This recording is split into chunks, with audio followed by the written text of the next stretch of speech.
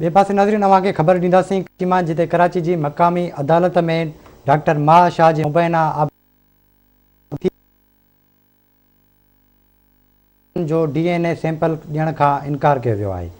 अहम ख़बर है अवां ताईं पहुचाईंदा हलूं त कराची जी मक़ामी अदालत में डॉक्टर माह शाह मुबैना अपघात वारे केस जी ॿुधणी थी आहे। जांच ऑफिसर हतमी चालान जमा कराइण लाइ मोहलत घुरी वरिती आहे। इन हवाले से राब्तो कयो आहे महताब शर सां। जी महताब, कहिड़ा अपडेट्स आहिनि?